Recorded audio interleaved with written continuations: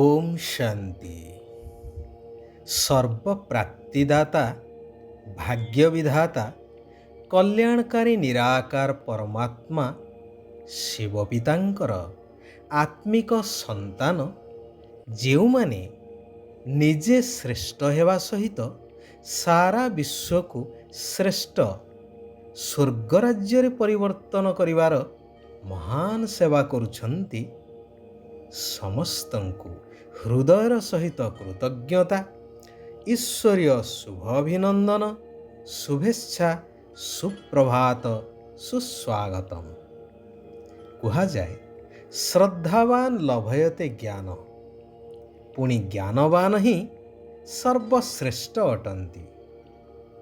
तेबे वास्तव रे ज्ञानर सागर पिता परमात्मांक प्रदत्त दिव्य ज्ञान जद्वारा आत्मविस्मृत हो जाइथिबा सारा विश्वर मनुष्य आत्मस्मृति फेरी पाउछंती, पुरुणा पतित दुनिया पवित्र सतोप्रधान स्वर्गरे परिवर्तन हो जाउछि।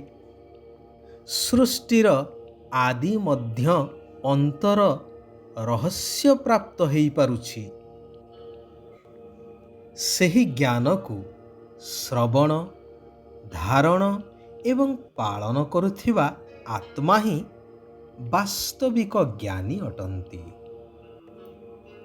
ଭଗବାନ କହୁଛନ୍ତି, ସ୍ଥାୟୀ ଭାବରେ ବାବାଙ୍କର ସ୍ମୃତିରେ ରହିବା ପାଇଁ ମଧ୍ୟ ବୁଦ୍ଧିରେ ଜ୍ଞାନ ଥିବା ଦରକାର। ଜ୍ଞାନଯୁକ୍ତ ବୁଦ୍ଧି ଦ୍ୱାରା आत्मिक यात्रा करने हब एवं करेइबाकु मध्य हेब।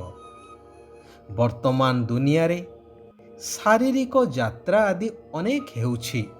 प्रथा बा परंपरार द्वाही देई सबुठारे मध्य ईश्वर अर्थे दान बाक्सर व्यवस्था करा जाइछि स्वहस्तरे दान करिवा पाई। केतेक धार्मिक अनुष्ठान रहिछि जार सदस्य माने घर घर बुली ईश्वर अर्थे धन भिक्षा मध्य करिथांती। दान करिबा वाला ईश्वर अर्थे दान करिथांती किछि पुण्य कमेइबा आशारे बा भविष्यतरे ईश्वरंक कृपा पाइबा आशारे। दान ग्रहण करुथिबा व्यक्ति मध्य भाविथांती आमे ईश्वरंक सेवा करुछु, एहा द्वारा आमको मध्य पुण्य प्राप्ति हेब। तेबे एहिठारे गोटिए वास्तव कथा उपरे आमको ध्यान देबाको हेब।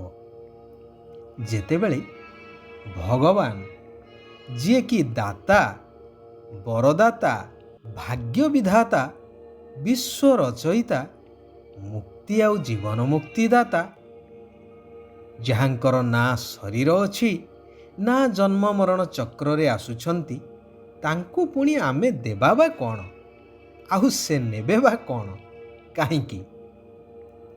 गोटिए कथाटिए मने पड़े।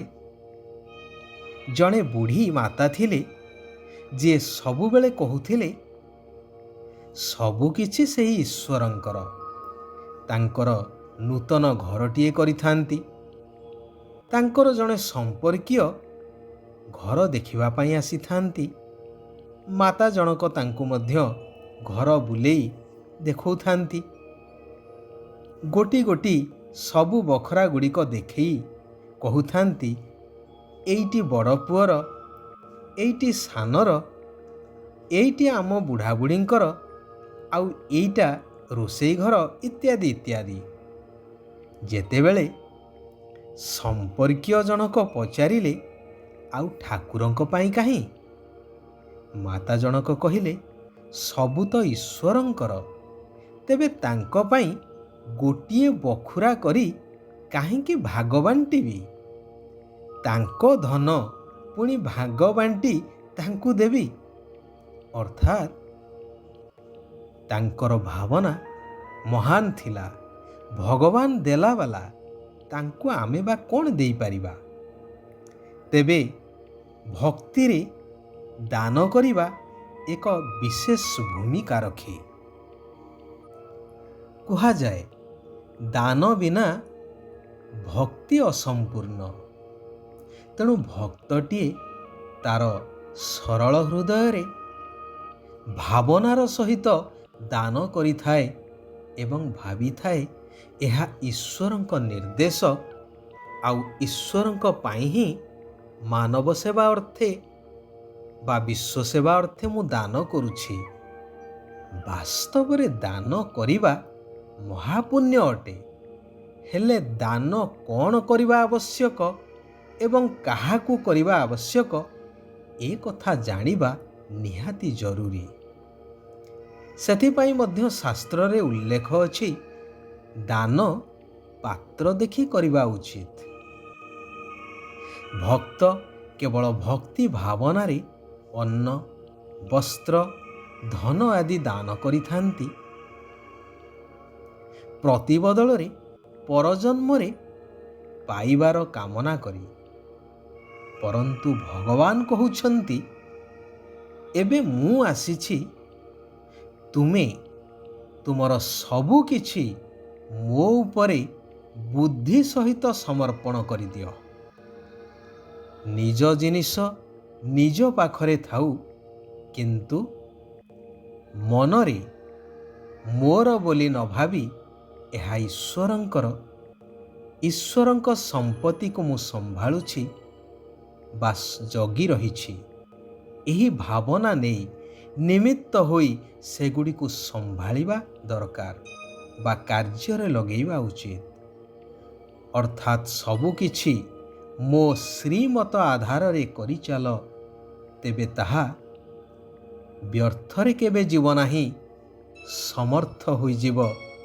ତାହାର ପ୍ରତିବଦଳରେ ଅନେକ ଗୁଣା ପ୍ରାପ୍ତି ହୋଇପାରିବ।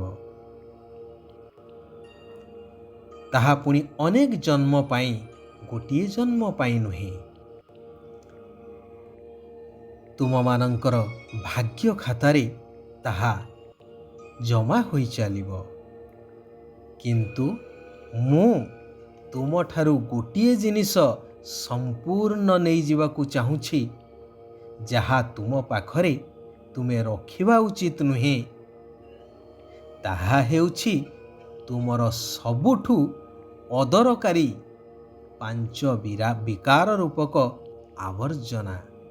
ବାସ୍ ସେଗୁଡ଼ିକୁ ମୋତେ ଦେଇଦିଅ। ମୋ ସ୍ମୃତିରେ ରହି ମୋ ଶ୍ରୀମତ ଅନୁସାରେ କାର୍ଯ୍ୟ କରିଚାଲ। ଏହା ହିଁ ହେବ ତୁମେ ନିଜ ଉପରେ ନିଜେ ଆଶୀର୍ବାଦ କରିବା। ମୋତେ ଆଶୀର୍ବାଦ ମାଗିବାର ଆବଶ୍ୟକତା ନାହିଁ। ନିଜେ କର ଏବଂ ପାଅ। ଆତ୍ମିକ ଯୋଗଯାତ୍ରାରେ ତତ୍ପର ରହିବା ଦରକାର।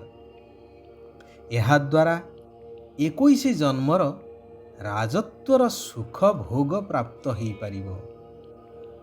ଶିବ ବାବା କହୁଛନ୍ତି, ନିମିତ୍ତ ଭାବନାର ଅଭ୍ୟାସ ଦ୍ୱାରା ନିଜର ଏବଂ ସମସ୍ତଙ୍କର ପ୍ରଗତି କରୁଥିବା ନ୍ୟାରା ଅର୍ଥାତ୍ ସ୍ୱତନ୍ତ୍ର ବା ଅଲଗା, ଆଉ ପ୍ୟାରା ଅର୍ଥାତ୍ ସମସ୍ତଙ୍କର ପ୍ରିୟ ହୁଅ।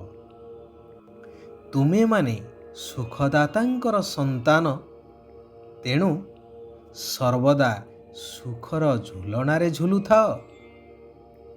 ସମସ୍ତଙ୍କୁ ସୁଖ ପ୍ରଦାନ କରି ଚାଲୁଥାଅ, ଦୁଃଖର ପ୍ରଭାବରେ ଆସ ନାହିଁ। ମନ, ବଚନ, କର୍ମରେ କାହାରିକୁ ମଧ୍ୟ ଦୁଃଖ ଦିଅ ନାହିଁ। ସୁଖ ଦେଇ ଚାଲ, ସୁଖ ପ୍ରାପ୍ତ ହେଇ ଚାଲୁ। ଆଚ୍ଛା, ଆଜି ପାଇଁ ଏଇଠାରେ ଆମେମାନେ ବିରାମ ନେବା। ଆସନ୍ତାକାଲି ପୁନଃ ସେହି କଲ୍ୟାଣକାରୀ ପରମାତ୍ମା ପିତାଙ୍କର ଆଉ କିଛି କଲ୍ୟାଣକାରୀ ମହାବାକ୍ୟକୁ ଆଲୋଚନା ମାଧ୍ୟମରେ ନିଜ ଜୀବନରେ ଧାରଣ କରିବା। ନିଜେ ପରିବର୍ତ୍ତନ ହେବା ସହିତ ସାରା ବିଶ୍ୱକୁ ପରିବର୍ତ୍ତନ କରିବାର ମହାନ କାର୍ଯ୍ୟରେ ନିଜକୁ ସାମିଲ କରିବା। ସାରା ବିଶ୍ୱର ଆତ୍ମାମାନଙ୍କର କଲ୍ୟାଣ ହେଉ। ସମସ୍ତେ ସୁଖ ଆଉ ଶାନ୍ତିର ଅନୁଭବ କରନ୍ତୁ। ଓମ୍ ଶାନ୍ତି, ଓମ୍ ଶାନ୍ତି, ଓମ୍ ଶାନ୍ତି।